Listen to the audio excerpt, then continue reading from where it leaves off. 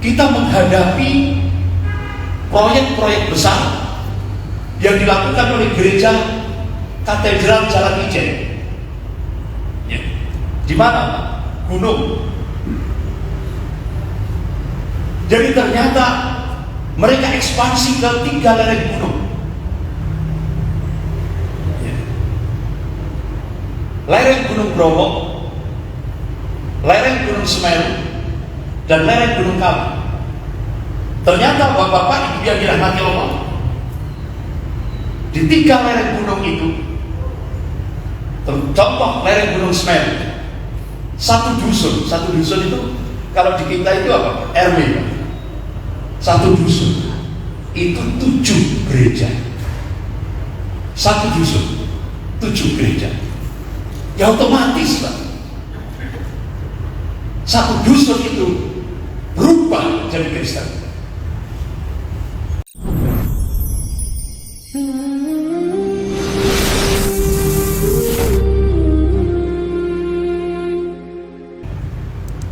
Ya ayyuhalladzina amanu taqullaha wa qulu qawlan sadida yuslih lakum a'malakum wa yaghfir lakum dhunubakum wa man yuti'illaha wa rasulahu faqad faza fawzan 'azima. Amma ba'd, fa inna asdaqal hadits kitabullah wa khairul hadi Muhammadin sallallahu alaihi wasallam wa syarrul umur muhdatsatuha wa kullu muhdatsatin bid'ah wa kullu bid'atin dhalalah wa kullu dhalalatin finnar. Masyaallah muslimin rahimakumullah, kita melanjutkan pembahasan kita tentang problematika dakwah kontemporer atau kekinian, terlebih di kawasan Malang Raya. Sebagaimana beberapa Jumat yang lalu sudah saya sampaikan, Malang sebagai basis kristenisasi wilayah Asia Tenggara, tapi sudah berubah ketika Paus Benediktus XVI yang sekarang diganti Paus Fransiskus mengangkat orang Malang dijadikan sebagai orang kepercayaan untuk wilayah Asia Pasifik. Artinya Malang Raya ini menjadi barometer kristenisasi wilayah Asia Pasifik. Kalau kita lihat, kita akhirnya setelah beberapa waktu yang lalu sudah saya sampaikan data statistik kuantitas umat Islam di Indonesia tahun 90 turun 7%, tahun 2000 turun 21%, tinggal 79%. Data statistik kuantitas umat Islam seluruh Indonesia. Jadi sampai tahun 2000 mengalami penurunan 21%, tinggal 79%. Bagaimana respon kita, khususnya kaum muslimin di Malang? Apakah dengan penurunan itu kita diam, hanya ya yang penting taklim itu selesai sudah, tanpa berbuat di tengah-tengah umat? Otomatis Allah sangat, artinya apa? Allah tidak mencintai orang mukmin yang tidak mau berjuang di jalan Allah.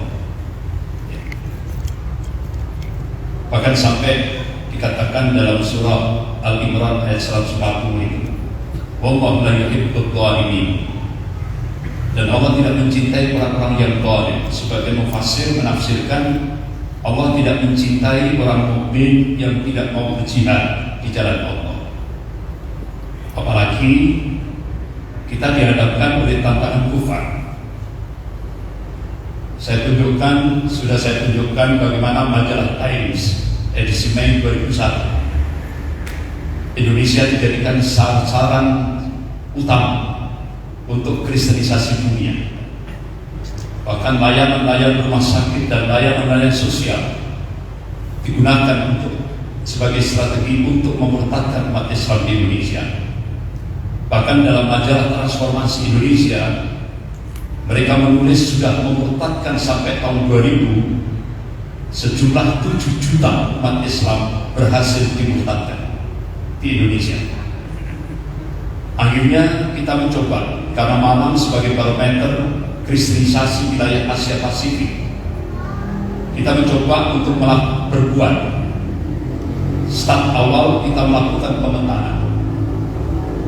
Ternyata pergerakan kristenisasi di wilayah Malang Raya ini hampir mirip dengan gerakan kristenisasi yang dimotori oleh kalangan evangelis, yaitu misionaris di Afrika Barat. Mereka menggunakan strategi yaitu menciptakan proyek segitiga emas, dan itu ternyata nyata. Di Malang Raya, dari pintu utara mereka menciptakan proyek segitiga emas, yaitu Batu, Lawang, dan penggenapannya Karangploso. Padahal Karangploso itu basis pesantren, mayoritas umat Islam. Tapi mereka sengaja untuk penggenapan proyek segitiga emas persis di depan Pusdip Al-Hamid. Mereka bebaskan hampir 5 hektar persis di depan asrama militer Pusdip Al-Hamid, dengan harapan aman proyek ini.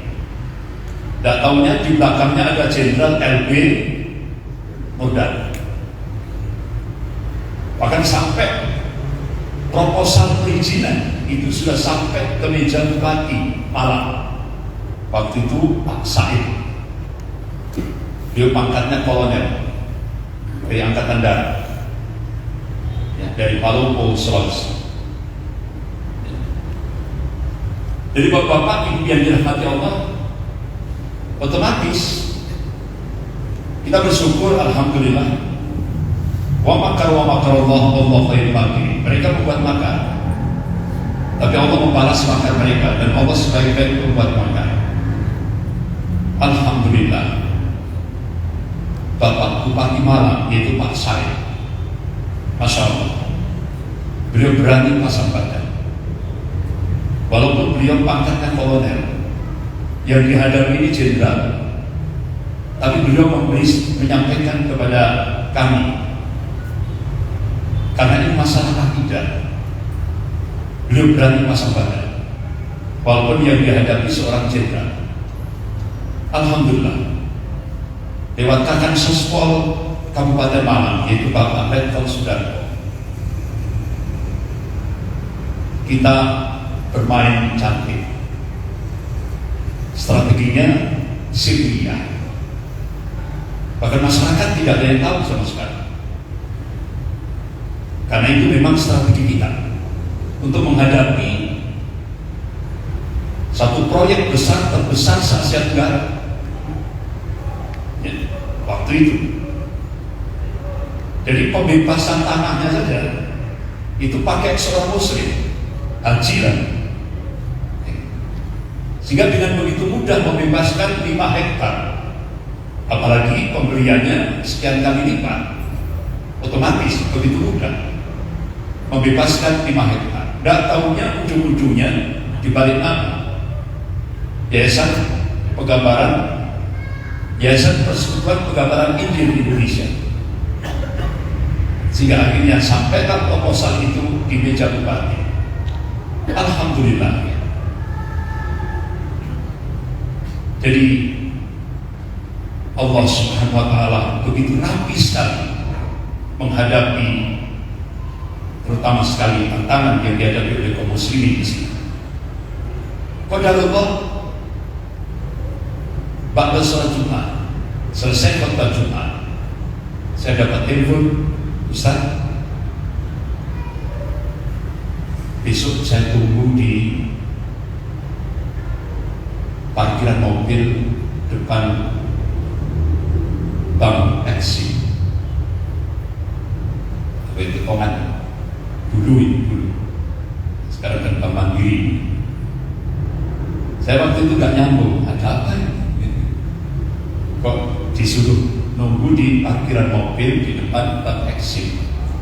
Tidak taunya beliau adalah salah satu keluarga dari seorang perwira di Pusdiknahan. Menyerahkan tanahnya, dia simpan sertifikat itu di Sipbox Bank Exim. Dia serahkan, dia wakafkan tanahnya persis itu berhadapan dengan tanah yang dibebaskan oleh Yayasan Persekutuan Pekabaran Injil Indonesia. Alhamdulillah, akhirnya kita bermain cantik tanpa ada, ya kita Syria rahasia juga. Alhamdulillah, kebetulan waktu itu Ketua Takmir Masjid Ahmad Yani, yaitu Bapak Kolonel Purnawirawan Mahir Mufti, Allah menyertai. Beliau adalah Ketua Jamaah Ikatan Haji Malang, mengadakan pengajian. Alhamdulillah saya diundang. Sehingga saya sampaikan pada saat itu spontanitas.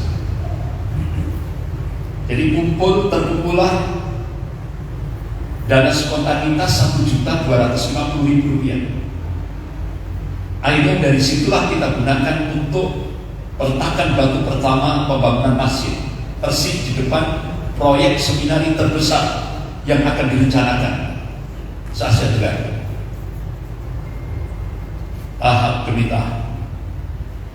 Bahkan banyak masyarakat sekitar itu dia hanya menggunakan okol,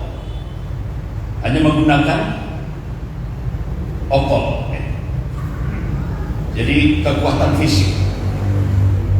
Jadi dua masyarakat yang ada di Donowari dan Sekar Putih sudah siap menghadapi kalau itu pembangunan seminari terbesar Asia Tenggara itu dibangun.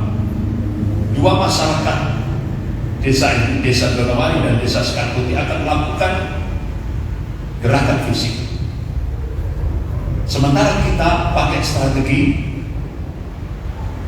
cantik, tanpa kuar-kuar, langsung kita dirikan fondasi pembangunan masjid. Alhamdulillah, akhirnya proyek penggenapan proyek segitiga emas di Karangprosok gagal.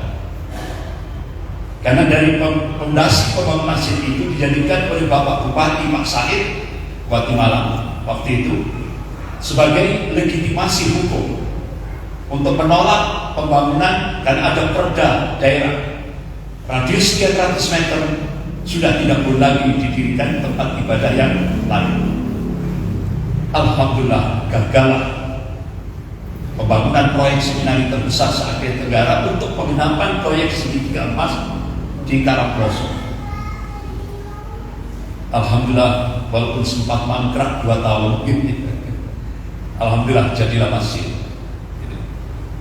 Dan sekarang jadi pondok pesantren Tahfidzul Quran Al-Furqatul Najiyah yang satunya sudah hampir 300-an. Yang alhamdulillah setiap lulusan itu alhamdulillah, ya kan, banyak maslahah untuk umat, ya kan?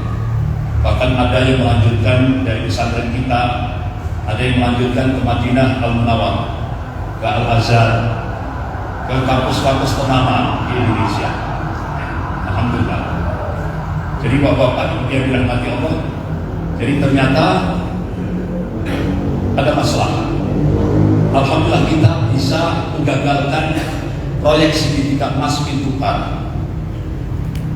Kemudian proyek segitiga emas pintu selatan, pusatnya itu Penimen, Suwaru, Sidiarto. Dan pusat teologi dan strateginya Penimen. Kembali lagi kita dihadapkan oleh Jenderal RB Modan. Sehingga akhirnya ini yang lebih berat kita hadapi. Karena Peniwen oleh Jenderal LB Mondani dijadikan desa teladan nasional. Diresmikan oleh Wakil Presiden Soekarno. Dan pejabat-pejabat tinggi negara datang semuanya, menteri-menteri datang semua. Walaupun di situ ada musola dadaan, jadi dibangun musola dadaan. Di dalamnya ada sarung, mukena, gitu, ada rukuk, ada Al-Quran, gitu. Walaupun itu dadaan.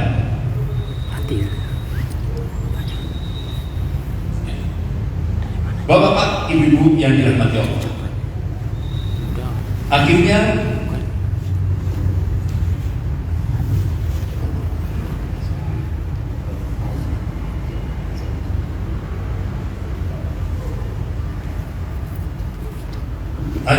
bapak-bapak, ibu yang dirahmati Allah,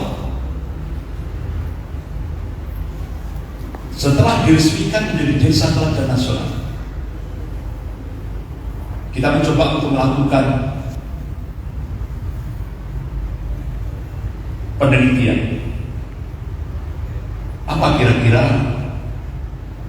yang ada di desa Peniwen? Kok bisa menjadi desa teladan nasional? Ternyata menyimpan misteri. Kita mencoba untuk masuk ke dalam. Pertama kali kita coba di Taman Makam Pahlawan, Peniwen Fair.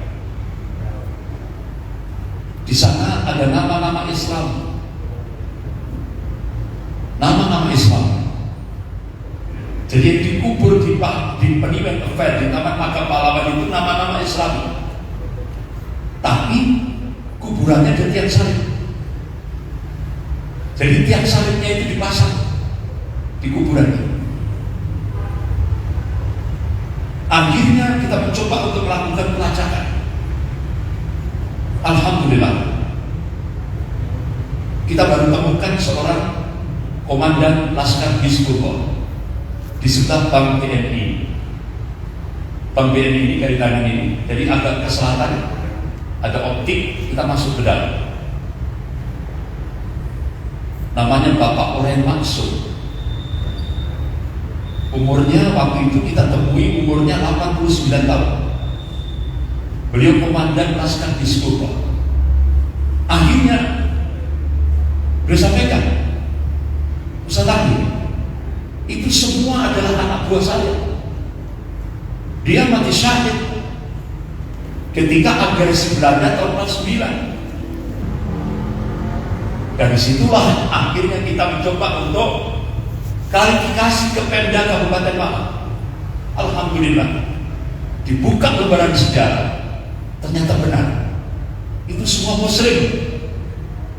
Tapi aneh kenapa yang sudah meninggal dipaksa di Kristenkan, apalagi yang masih hidup. Akhirnya dicopotlah yang salib. Alhamdulillah. Ini baru pertama kita temukan pelanggaran HAM. Kemudian yang kedua, tidak tahunya sistem pemerintahan desa di Peniwen itu hampir sama dengan Vatikan, Roma. Jadi gereja di atas, pemerintahan desa di bawah, tunduk dengan keputusan gereja. Sehingga ternyata di desa Peniwen itu punya aturan baku. Siapapun wajib berKTP Kristen. Walaupun dia seorang Muslim, harus berKTP Kristen. Kenapa? Saya mencoba bertanya-tanya. Ternyata itu untuk memuluskan pendanaan dari lembaga-lembaga gereja dunia, terutama dari Eropa. Dan ternyata kita akhirnya terungkap sejarah desa Peniwen itu dulu mayoritas Muslim. Mayoritas Muslim. Kemudian turun dua pendeta, dua penginjil, Van Boven dan dari Belanda dan dari Kanada. Ada dengan pendekatan sosial, pendekatan ekonomi, yang di sana mayoritas umat Islam minus ekonomi. Jadi yang kaya-kaya itu hanya di sekitar gereja besar, gereja yang dibangun oleh Belanda. Akhirnya umat Islam menjadi minoritas. Begitu kita masuk, yang tersisa cuma 7 orang Muslim, tapi KTP Kristen. Dari jumlah penduduk 6.500 jiwa, yang Muslim tinggal 7 orang. Saya tanya, gimana prosesnya? Ustaz, akte nikah kami dari KUA itu diminta oleh gereja, diganti akte nikah dari gereja. Akhirnya bergantilah KTP dari Islam jadi Kristen. Seperti itu strategi. Dan sampai saya mencoba untuk tanya ke camat, kenapa kok dibiarkan? Ternyata di belakangnya ada men upload Pipin Fulus. Karena apa? Desa-desa yang di bawah kecamatan Kromengan itu ternyata pemberian upeti terbesar itu dari desa Peniwen. Sehingga akhirnya pemerintahan tidak bisa berbuat apa-apa. Padahal itu pelanggaran HAM. Pelanggaran HAM berat. Seorang Muslim dipaksa punya KTP Kristen. Tidak hanya itu, diskriminasi itu terjadi bertahun-tahun, dialami oleh kaum muslimin di desa Peniwen. Jadi bapak-bapak, ibu yang dirahmati Allah, akhirnya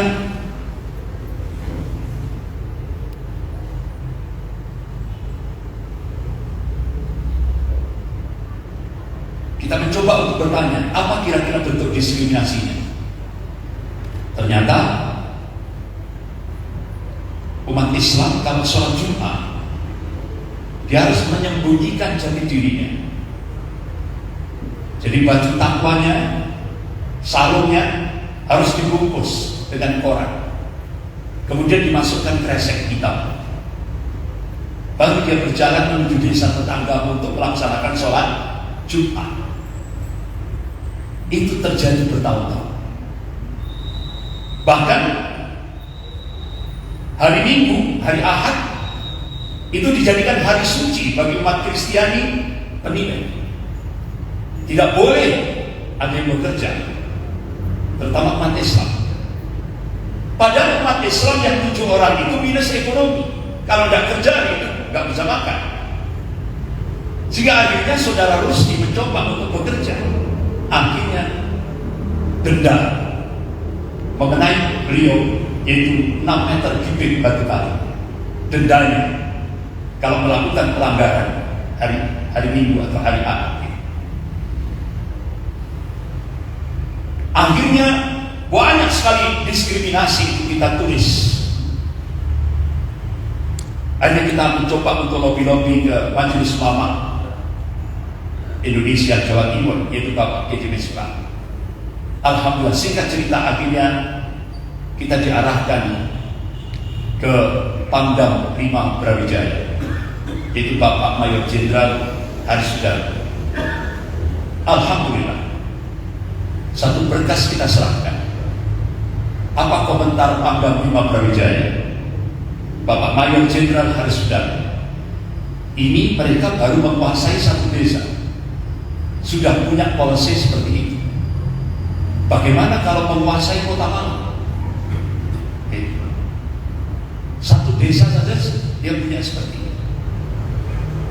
Berarti benar apa yang diingatkan oleh Allah. Surah Al-Baqarah ayat 120 dan 217. Walan tardu anka al-yahudu wala nasara hatta tattabi'a millatahum. Selamanya orang-orang Yahudi dan Nasrani itu tidak akan pernah ridho, tidak akan pernah senang, tidak akan pernah rela kepada umat Islam sampai umat Islam masuk ke dalam milah mereka. Wala yazalna yuqatilunakum hatta yaruddukum an dinikum in istata'u.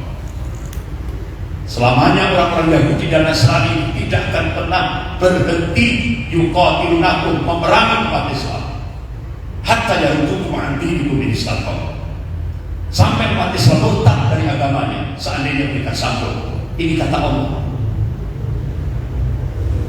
Jadi ternyata seperti itu. Tapi Pangdam 5 Brawijaya tidak percaya langsung pada saat itu. Beliau utus intel dari Kodam 5 Brawijaya untuk bergerak menuju Perimen. Ada yang jadi pemulung, ada yang jadi petani, ada yang jadi macam-macam juga. Intel dari Kodam 5 Brawijaya. Akhirnya hasil dari operasi intelijen dari Intel Kodam 5 Brawijaya ternyata sama dengan satu berkas laporan yang kita berikan kepada Pangdam 5 Brawijaya.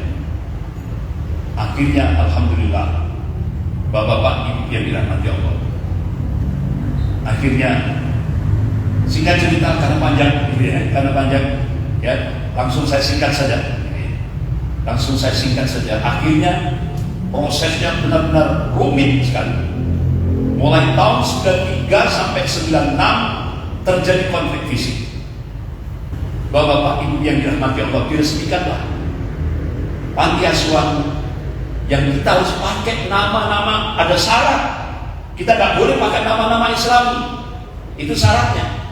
Sehingga akhirnya kita pakai nama-nama Jawa. Panti asuhan Kinasih, Welas Asih. Nah, ini syarat yang diberikan oleh kepala desa. Akhirnya kita mengikuti. Kita mencoba untuk win-win solution. Alhamdulillah, Bapak-bapak, Ibu yang dirahmati Allah. Jadi memang prosesnya cukup panjang sekali sampai kita waktu sebelum penggalian fondasi itu kan kita dapat amanah 1 sapi sama 8 ekor kambing. Kita jadikan tempat. Jadi yang lokasi kita itu milik gereja Pantekosta. Kita beli. Jadi gereja Pantekosta itu kita fasilitas. Milik gereja Pantekosta itu kita beli. Dan waktu itu pendeta Pantekosta tidak menaruh curiga kepada saya waktu itu. Karena saya waktu itu belum punya jenggot. Tahun 93 belum punya jenggot kan. Jadi saya rubah nama saya dari Andri jadi Andreas. Percaya. Pendeta Pantekosta percaya. Alhamdulillah tidak menaruh curiga. Terus Pak Andreas gimana? Kok mau beli ini? Ya, saya mau dekati keluarga saya Pak Darmaji. Jadi kita meyakinkan betul kepada pendeta Pantekosta. Ya alhamdulillah, akhirnya lolos. Tapi yang itu, setelah itu kepala desa Peniwen minta KTP saya, akhirnya terbongkar juga. Jadi kecolongan, rasa kecolongan. Sampai akhirnya Bapak-bapak, Ibu yang dirahmati Allah, kita resmikan, yaitu bulan Januari 1996. Kita resmikan proyek yang ada di Desa Peniwen, panti asuhan yang Timpiatu Kinasih. Padahal gedung cuma kotak saja 7x20, kotak saja. Tapi prosesnya cukup panjang sekali. Padahal sampai waktu kita mau masang kusen saja, mau masang kusennya kotak ini, ya kan? Itu langsung dapat berita dari pembantu gubernur yang tempatnya di Jalan Simpang Ijen, yang sekarang Pak Korwil, kan dulu pembantu gubernur, ya kan?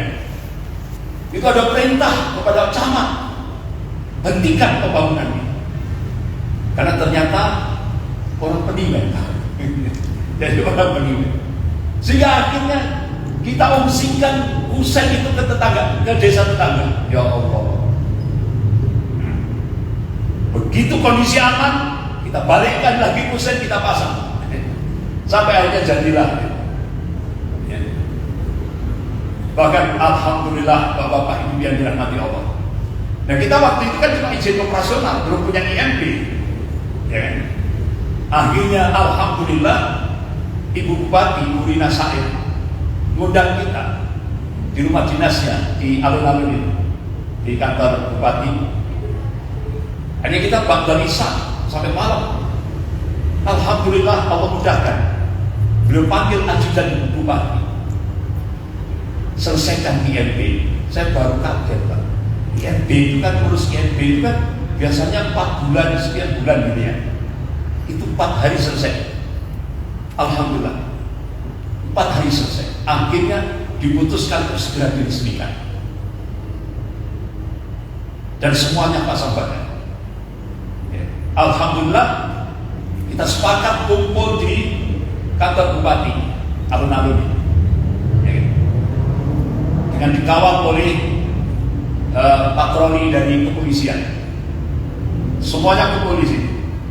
Dan tahunya saya dapat info dari Surabaya, Ketua Majelis Ulama Jawa Timur Pak Kiai Misbah ditelepon oleh Kapolda Jawa Timur, Pak Kiai jangan berangkat karena banyak sabotase yang akan membahayakan jiwa Bapak Kiai Misbah, Ketua Majelis Ulama Jawa Timur.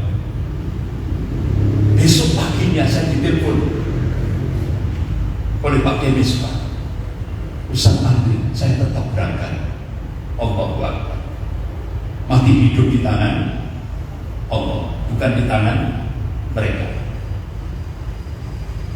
Pak Kiai Misbah tetap berangkat. Begitu nyampe di Pemda Kabupaten, ya, lewatnya dari Malang Plaza itu ya. Lewatnya itu gerbangnya dari Malang Plaza. Masuk. Saya kaget. Dan tahunya Pak Kiai Misbah dikawal orang tegak besar kekar dari Kodam 5 Brawijaya. Dan tahunya pengawalnya itu dari Kodam 5 Brawijaya. Jadi alhamdulillah, walaupun itu sudah sabotase itu akan terjadi, sehingga akhirnya perjalanan dari Pemda sini, dari kantor Bupati sampai sana itu pakai patroli. Itu semua gang-gang itu semua dijaga aparat, sampai Satpol PP, ya kan, unit anti pelacak, semuanya dikerahkan. Padahal yang diresmikan cuma kotak 7x20 meter kosong lagi, tidak ada apa, tidak ada orangnya, tidak ada apa-apa. Tapi kata Ibu Rina Said, Ibu Bupati, walaupun cuma kotak besar ini bersejarah. Kalau ini tidak diresmikan, habislah sejarah umat Islam yang ada di desa Peniwen. Nah, alhamdulillah Bapak-bapak Ibu yang dirahmati Allah, selesai acara peresmian dengan begitu khusyuk dan banyak terharu sekali. Kenapa? Biasanya kalau sudah ada musuh, common enemy itu kan musuh bersama ya. Itu umat Islam bersatu. Alhamdulillah, nyata. Dari Muhammadiyah datang, dari Nahdlatul Ulama datang, Kokam datang, Banser datang, Aisyah datang, Muslimat NU datang, ya kan? Jadi semuanya datang. Alhamdulillah, bersatu. Selesai acara dengan begitu mengharukan, ya, Bu Rina Said, saya dampingi buka. Jadi kan ada itu pakai ya, gunting gitu ya, dibuka ya kosong. Cuma kotak 7x20 meter. Tapi alhamdulillah bersejarah. Akhirnya rombongan bupati dan yang lain pulang. Alhamdulillah acara aman. Dan tahunnya selesai berapa jam, kan masih ada yang tersisa yang ada di lokasi. Dan tahunnya mulai dari perempatan lokasi panti sampai ke jalan raya itu dikasih disebar paku rem yang baru. Dan tahu siapa yang menyebarkan. Jadi ternyata sabotasenya selesai acara. Jika banyak mobil-mobil yang terkena paku. Itulah tantangan yang pertama. Akhirnya kita masukkan anak-anak panti asuhan. Hampir 3 bulan gereja Peniwen membelikan tip deck kepada tetangga panti asuhan, tip deck yang besar. Jadi begitu anak-anak panti asuhan yang 10 itu ya, mengumandangkan adzan ya, di lokasi 7x20 itu ya, di luar kamar yang jadi tempat sholat, yang tempat tip decknya itu dibunyikan dengan suara yang seperti orang punya hajatan pernikahan. Itu selama 3 bulan setiap kali sholat. Anak-anak saya katakan sabar, kuatkan kesabaran. Bahkan ada ancaman, ya, ada ancaman anak-anak itu, ya Allah. Sampai akhirnya anak-anak itu kita sekolahkan di desa tetangga sepanjang 7 kilo dari lokasi panti. Hingga anak-anak itu berjalan pulang dari sekolah dilempari batu. Jadi dia rata-rata melempar batu itu sembunyi di balik tembok, di balik pohon. Sehingga akhirnya anak-anak itu kita stop, gak usah sekolah di luar. Kita ajari sendiri di lokasi panti. Kita sampaikan kepada sekolah. Jadi benar-benar sangat membahayakan bagi keamanan anak-anak. Dan itu sampai ya sudah 3 bulan kita dihadapkan dengan kondisi seperti itu. Alhamdulillah. Sampai akhirnya sekarang, singkat cerita, yang masuk Islam sudah 40. Karena memang berat. Karena mereka ini sudah mengakar. Ya kita cukup kaget Pak. Muhammad Yasin. Namanya Muhammad Yasin, tapi Kristen. Dulunya Muslim. Muhammad Yasin. Jadi itu di desa Peniwen. Alhamdulillah. Jadi 35 kilo dari kota Majamallah. 35 kilo dari kota Majamallah. Jadi lewat itu sebelum ngebrok itu apa? Selorok. Selorok ke kanan. Arah menuju Peniwen. Selorok gitu. Alhamdulillah Bapak-bapak Ibu yang dirahmati Allah, itulah perjuangan kaum muslimin yang ada di desa Peniwen. Alhamdulillah berhasil memutus proyek segitiga emas pintu selatan. Akhirnya alhamdulillah bi'idznillah, atas izin Allah dan atas pertolongan Allah, kita berhasil menggagalkan 2 proyek segitiga emas, pintu utara dan pintu selatan. Akhirnya kita mencoba mengarah ke kawasan Donomulyo, Kalipari. Kita cukup kaget juga. Kita menghadapi 4 menteri, JB Sumardi, Radius Prawiro, Adrianus Moi, Kosmos Batubara. Dan yang meresmikan proyek terbesar di kawasan Donomulyo itu Pangkop Kamtip Sudomo. Jadi akhirnya Bapak-bapak Ibu yang dirahmati Allah, terjadilah pemurtadan besar-besaran. Hampir 500 kakak murtad oleh kegiatan 4 menteri. Akhirnya bahkan sampai dulu pernah saya ceritakan, itu sampai yang mimpin jamaah tahlil pastor, Pak. Yang mimpin jamaah tahlil itu pastor. Ini di Donomulyo. Bahkan pastor itu ada dengan mengandalkan Rp25.000 itu bisa beli akidah umat Islam. Akhirnya kita rekrut mahasiswa-mahasiswi Universitas Brawijaya, kurang lebih sekitar 15 dari Fakultas Pertanian. Alhamdulillah kita minta sisihkan uang kiriman dari orang tua, sisihkan untuk kegiatan dakwah. Kemana Ustaz? Ke Malang Selatan. Untuk apa Ustaz? Naik bis. Ya, untuk kegiatan dakwah. Akhirnya alhamdulillah 15 mahasiswa-mahasiswi kita briefing, kita kader supaya militansinya bangkit untuk melihat bagaimana kondisi umat Islam di kawasan Malang Selatan. Alhamdulillah, Bapak-bapak Ibu yang dirahmati Allah, mahasiswa kita ajak untuk berdakwah. Jadi di sana, Bapak-bapak, jadi di kawasan Malang Selatan itu dakwah kita mulainya jam 9 malam. Nah kalau di Malang jam 9 malam sudah ditinggal, Pak. Di sana jam 9 malam baru kumpul. Itu lewat pegunungan kapur. Tidak ada akses sepeda motor, jalan kaki, pakai moncor lagi. Ya. Dan itu Masya Allah, Alhamdulillah Allah berikan istiqomahan kita melakukan dakwah itu sampai jam 12 malam. Selesai, kita turun ke desa tetangga, desa bawah, itu sudah adzan subuh.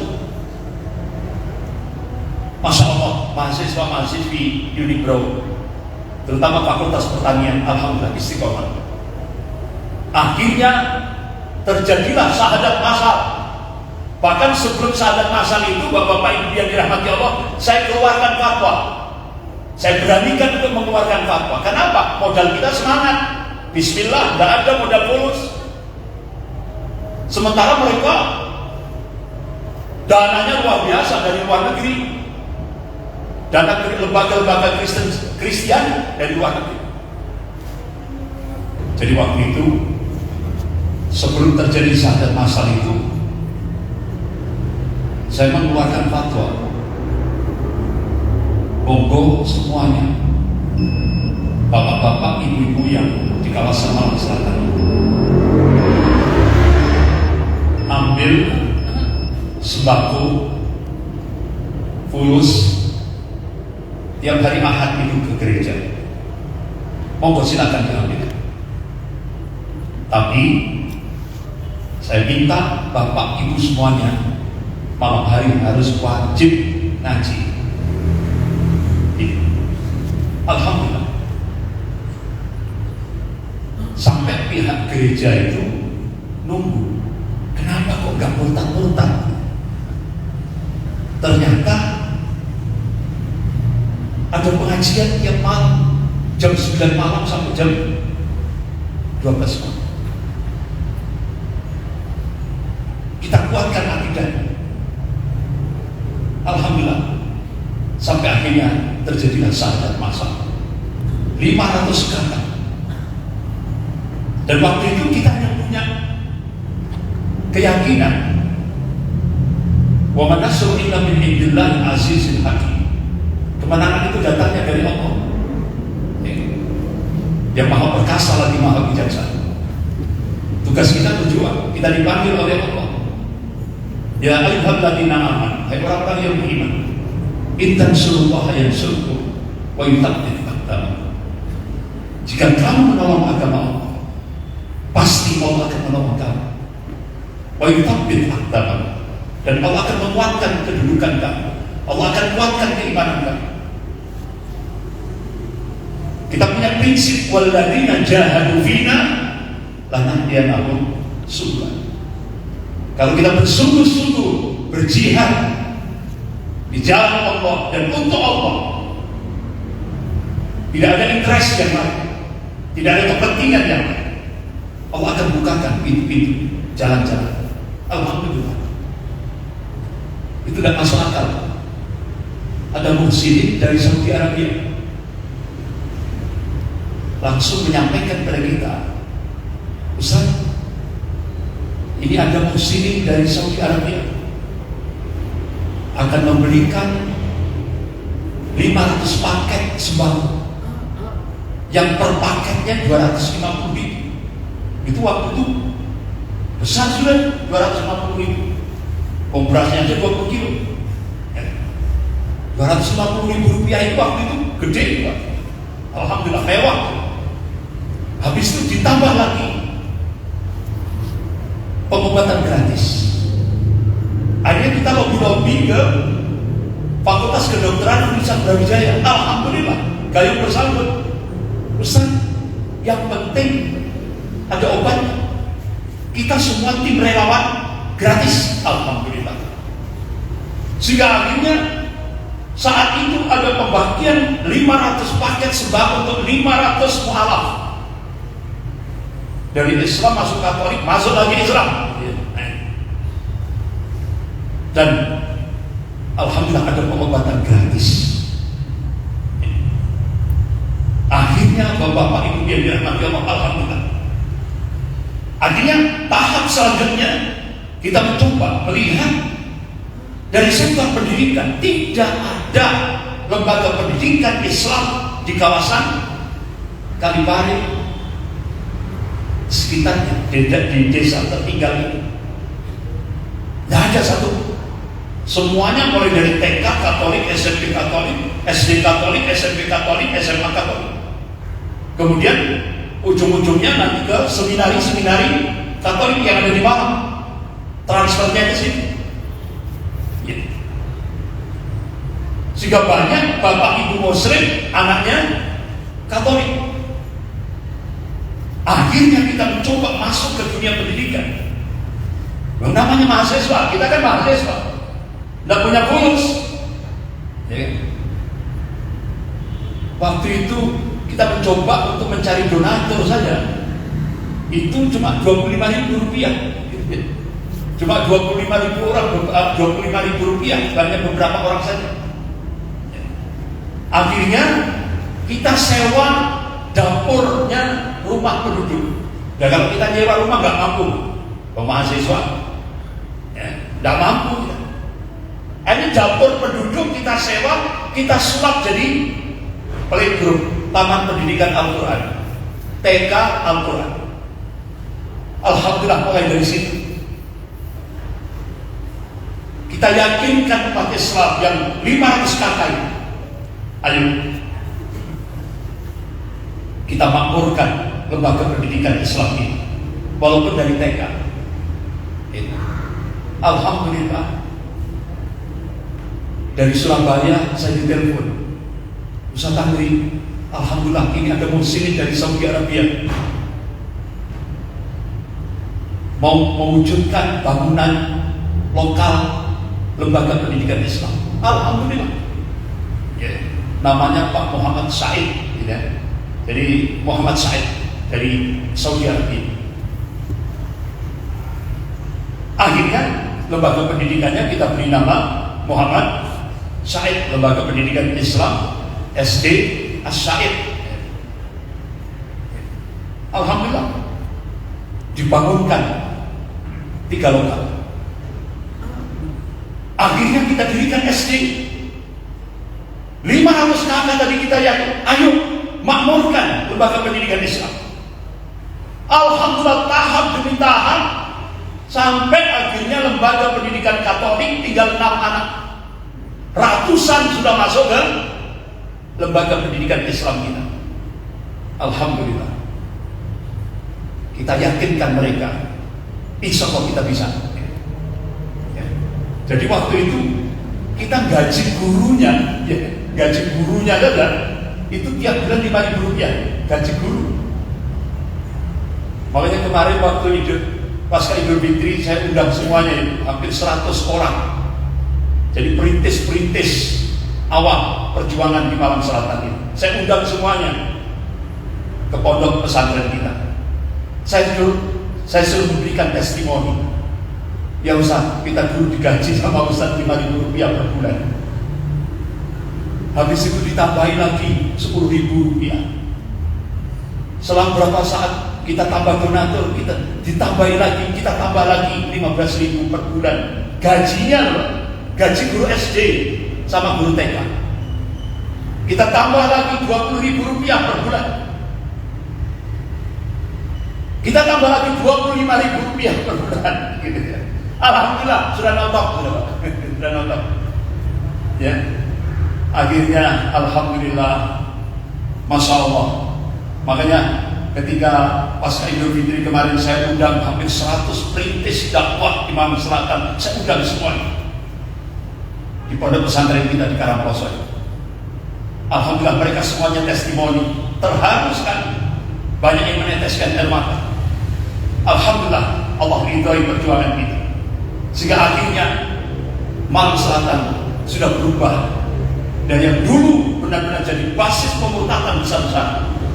Kita menghadapi 4 menteri. Alhamdulillah kita sekarang jadi gajah. Yang dulu rumah sakit di Malang Raya, di Malang ini, itu nyebarkan ambulannya itu ke pelosok-pelosok desa, jemput bola, cari orang sakit, dimurtadkan di Malang. Alhamdulillah sekarang kita punya ambulan, sehingga akhirnya ambulan yang dari kota Malang sudah tidak berani masuk ke desa-desa. Alhamdulillah kita punya ambulan sendiri. Jadi alhamdulillah Bapak Ibu yang dirahmati Allah. Sekarang saya kemarin itu waktu acara silaturahmi pasca Idul Fitri, saya tanya, gimana sekarang kabarnya guru-guru TK dan SD? Yang sekarang TK-nya ada 5 di lokasi-lokasi di TK, 5 lokasi TK strategis daerah-daerah di desa tertinggal, kemudian SD Islam. Alhamdulillah, saya tanya, gimana sekarang kabarnya Ustaz? Alhamdulillah, kami yang dulu digaji Ustaz 5.000 rupiah per bulan, sekarang seluruh guru-guru SD ikut sertifikasi dari pemerintah. Alhamdulillah diangkat jadi pegawai negeri, jadi guru negeri. Sekarang gajinya berapa? Ya sudah 1,5 juta. Alhamdulillah. Bahkan ada yang lebih. Alhamdulillah. Tapi yang dilihat Allah dulu waktu 5.000 itu, saya beritahu seperti itu, bukan yang 1,5 juta ini gitu, yang 5.000. Alhamdulillah. Dan itu Bapak-bapak Ibu yang dirahmati Allah, salah satu dari pensupport kita waktu itu adalah rumah makan ayam goreng Praban, itu Bapak Haji Ismail Aryon, ini bapaknya Bapak Yusuf ini. Jadi dulu sudah kita malam hari berangkat. Jadi beliau Masya Allah, itu ayam goreng Prabanan Jalan Bromo itu, yaitu Masya Allah ikut mensupport gerakan kita menghadapi kristenisasi. Ya. Jadi bapak-bapak ibu yang dirahmati Allah, alhamdulillah sekarang kita jadi gajah, kan? Jadi mereka jadi kambing, kan? Dan bapak-bapak ibu yang dirahmati Allah, alhamdulillah itu pertolongan Allah semuanya. Selesai sudah kita menghadapi proyek segitiga emas ini. Kemudian kita ditantang lagi. Jadi ternyata tantangan di Malang Raya ini luar biasa kompleks. Setelah selesai kita menghadapi proyek segitiga emas pintu utara dan pintu selatan, kita menghadapi proyek-proyek besar yang dilakukan oleh gereja Katedral Jalan Ijen. Ya. Di mana? Gunung. Jadi ternyata mereka ekspansi ke 3 lereng gunung. Ya. Lereng Gunung Bromo, lereng Gunung Semeru, dan lereng Gunung Kawi. Ternyata bapak-bapak ibu yang dirahmati Allah, di 3 lereng gunung itu, contoh lereng Gunung Semeru, satu dusun itu kalau di kita itu apa? RW. Satu dusun itu 7 gereja. Satu dusun 7 gereja. Ya otomatis Pak, satu dusun itu berubah jadi Kristen. Karena 7 gereja itu otomatis dia gerakannya lewat gerakan sosial, pendekatan ekonomi. Sementara kita itu kan banyak ngandong di kota. Mereka bergeraknya itu di desa, di lereng-lereng gunung. Dan yang paling berat itu di Desa Sumberkem, Kecamatan Wonosari, Kabupaten Malang, yaitu lereng Gunung Kawi, yang membebaskan bukit 5 hektar dan disulap jadi pemukiman mewah. Ada sinagog, ada 12 kenabian yang diakui oleh Yahudi. Itu kita menghadapi. Bahkan sampai akhirnya saya jadikan sebagai tesis untuk program Pasca Sarjana. Gerakan Zionis Internasional buat organisasi yang berbentuk sosial, seperti Rotary Club, Lions Club, tumbuh subur di Malang Raya ini. Bahkan anehnya banyak diminati oleh kalangan pengusaha-pengusaha Muslim di Malang ini, dosen-dosen Muslim, pembantu rektor, pejabat-pejabat Muslim, dan pertemuannya di hotel-hotel berbintang. Saya pernah menemukan di Hotel Montana, Soekarno-Hatta. Jadi banyak pejabat-pejabat Muslim, pengusaha-pengusaha Muslim masuk. Makanya seringkali kalau Bapak Ibu lihat di lampu lalu lintas, itu ada mobil, di belakangnya ada stiker Yahweh. Yahweh berarti dia itu Kristen Zion, Kristiani beraliran Zionis. Kalau Tuhannya Kristen kan Allah, ya kan? Tuhan Bapa, Tuhan Anak, Tuhan Roh Kudus. Nah itu Bapak Ibu yang dirahmati Allah. Jadi akhirnya kita buka secara historis. Alhamdulillah, saya dapat buku dari wartawan Jawa Pos, Pak Joko Susilo, wartawan Jawa Pos, dan beliau jadi duta besar terakhir di, kalau tidak salah, di Swiss, kalau tidak salah. Jadi beliau itu menemukan buku itu ketika beliau sekolah di Amerika. Yaitu buku itu benar-benar dirahasiakan. Alhamdulillah itu saya jadikan sebagai tesis, bahan tesis, pembuatan tesis pada saat saya ngambil program Pasca Sarjana. Sampelnya Desa Sumberkem. Bapak Ibu yang dirahmati Allah. Jadi secara historis, Zion itu merupakan penyebutan untuk kota Yerusalem.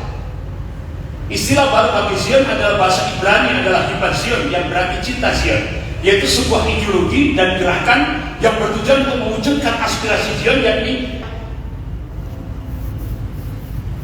Jadi gerakan ini sebagai besar menggali ideologinya dari nilai-nilai dasar tradisi.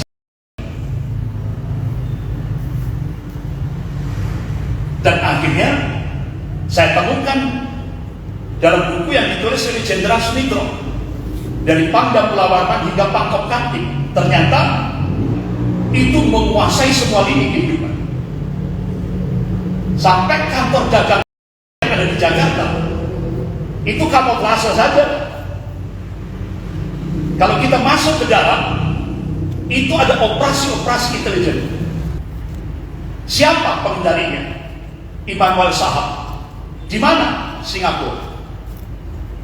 Jadi pengendalinya Singapura. Kantor dagangnya ada di Jakarta. Ya contoh, saya ketika di pesawat Garuda perjalanan dari Jakarta Jeddah yang sudah saya sampaikan, itu contoh. Tapi alhamdulillah, walaupun menurut ilmu kedokteran saya sudah divonis mati, karena rumah sakit kerajaan Saudi sudah memberitakan ke keluarga saya mati, tidak bisa diharapkan pulang ke Indonesia. Saya sudah divonis mati karena kepala saya ini dibor 2 di belakang ini, bor 2 untuk mengambil racun, kemudian endoskopi, di clipping, pendarahan di otak saya, clipping. Jadi menurut ilmu kedokteran saya sudah mati, tapi Allah yang menghidupkan dan yang mematikan. Alhamdulillah. Jadi Bapak-bapak, Ibu yang dirahmati Allah, jadi pendirian markas Zion di lereng Gunung Kawi ini penuh dengan cara-cara kotor. Mulai dari penipuan berkedok sosial, penyewaan aparat keamanan mulai dari tingkat 2 sampai tingkat 1. Contoh, unit anti pelacak Brimob Polda Jatim yang ada di Medaeng.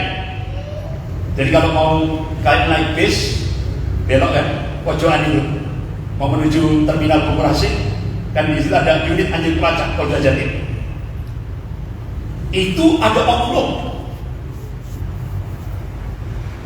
sehingga akhirnya plang unit anti pelacak Polda Jatim dipasang di depan markas Zion. Alhamdulillah, Allah begitu rapi sekali kantornya. Qadarullah, saya diundang ngisi pengajian mantan-mantan Kapolres dan Kapolri di Jalan Raja Basa, Unmar. Saya disuruh ngisi pengajian. Ini kesempatan emas bagi saya untuk menyampaikan kasus ini. Saya sampaikan, wah itu tidak benar itu Ustaz, paling itu hoax. Loh, ini nyata loh Pak. Saya sampaikan nyata. Alhamdulillah beberapa hari langsung mantan-mantan Kapolres dan Kapolri ini ngajak saya untuk langsung ke lapangan. Saya tunjukkan itu loh Pak, plangnya. Ini oknum. Akhirnya terlacak juga, ternyata oknum Pak, dikasih fulus, upeti. Jadi hanya masang plang unit anti pelacak Polda Jatim untuk nakut-nakuti masyarakat sekitar. Alhamdulillah akhirnya dicopot itu plang itu. Jadi akhirnya seringkali saya coba, saya cari ini kira-kira siapa orang-orang di balik ini. Ternyata baru kita temukan rata-rata jam 2 malam. Jadi kita mulai jam 2 malam kita baru tahu rombongan, tidak ada yang letter L, N, tidak ada. Semua letter B. Mobil-mobil Mercy. Ada satu bus Bluebird dari Jakarta langsung. Orang-orang bule Amerika. Jam 2 malam pintu gerbang dibuka, langsung masuk, tutup pintu gerbang. Nah akhirnya kita mencoba untuk melakukan riset. Kira-kira ada dampak, tidak ada implikasi dan keberadaan markas Zionis Yahudi di sini. Tidak ada dampak. Padahal kita lihat masyarakat di sana, ini Pak tadinya, ini yang Zion, ini yang pelangnya unit anti pelacak Polda Jatim, akhirnya diturunkan. Nah, ini sinagog. Ini ada 12 kenabian yang diakui oleh Yahudi. Moses, Solomon, dari 12 kenabian yang diakui oleh Yahudi itu dibuat semacam kotak-kotak gitu. Ya, kalau bahasa kita musola kecil-kecil gitu. Ya. Ditulisi Moses, Solomon, bahasa-bahasa Ibrani. Nah, ini temboknya keliling 5 hektar. Jadi kalau kita itu kan, kalau bangun tembok itu kan dari batu merah. Ini tidak fondasi. Temboknya keliling 5 hektar. Itu kalau untuk bangun rumah ya bisa jadi banyak ya. Mewah. Jadi temboknya saja dari fondasi. Sementara masyarakat yang ada di bawah, ini masyarakat Muslim, rumahnya gubuk-gubuk. Seperti ini rumahnya. Nah kita waktu itu khawatir ini kena dampak dari proyek Zionis Yahudi. Nah ini, jadi mayoritas penduduk di sekitar itu petani miskin. Jadi bukan petani pemilik loh ya. Apa namanya itu? Jadi dia pekerja. Jadi pekerja ladang. Ya ini orang-orang sudah tua-tua. Ini kondisi di bawahnya. Akhirnya bapak-bapak, ibu yang dirahmati Allah, Akhirnya kita berikan solusi untuk menghadapi. Yang pertama, kita hilangkan trauma psikologis masyarakat. Kenapa? Itu Kapol Polsek dan Posram. Jadi Kapol Polsek, belum Kapolsek tapi Kapol Polsek, Pos dan Posram dibeli sama mereka untuk mengancam masyarakat. Kalau masyarakat melakukan perlawanan, tidak segan-segan seluruh masyarakat desa Sumberjam akan dimasukkan ke penjara. Ya otomatis Pak, orang desa itu takut Pak. Akhirnya kita mencoba untuk menghilangkan trauma psikologis masyarakat. Kemudian kita dakwah bil haq, pemberian sembako, pengobatan gratis, remaja-remajanya kita berikan pelatihan keterampilan. Kita bangkitkan semangat mereka. Nah, akhirnya sampai kita dirikan markas dakwah persis di depan markas Yahudi. Baru kita bina akidah umat lewat majelis-majelis taklim antar rumah ke rumah, door to door. Alhamdulillah Bapak yang dirahmati Allah, sehingga akhirnya kita tetapkan dai untuk terus memantau pergerakan jurus Yahudi. Alhamdulillah akhirnya tesis saya selesai, saya jadikan buku, saya sebar sampai ke Jakarta. Alhamdulillah ada respon. Alhamdulillah dari BAIS, dari Badan Intelijen Strategis Mabes Angkatan Darat datang ke Malang, mencoba menanyakan kasus ini. Langsung datang ke Pondok Indah, kita antarkan ke sana.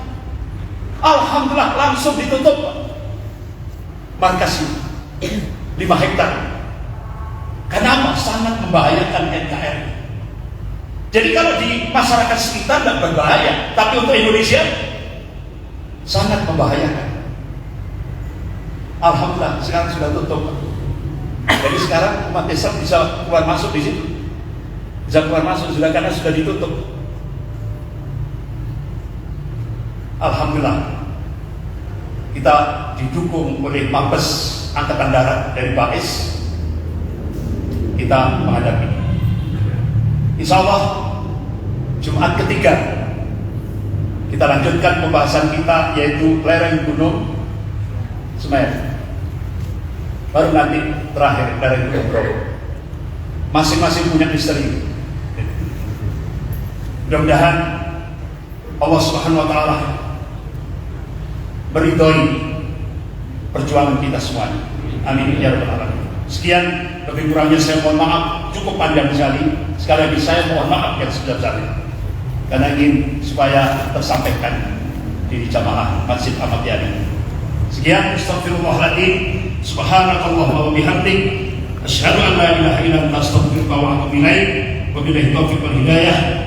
Wassalamualaikum warahmatullahi wabarakatuh.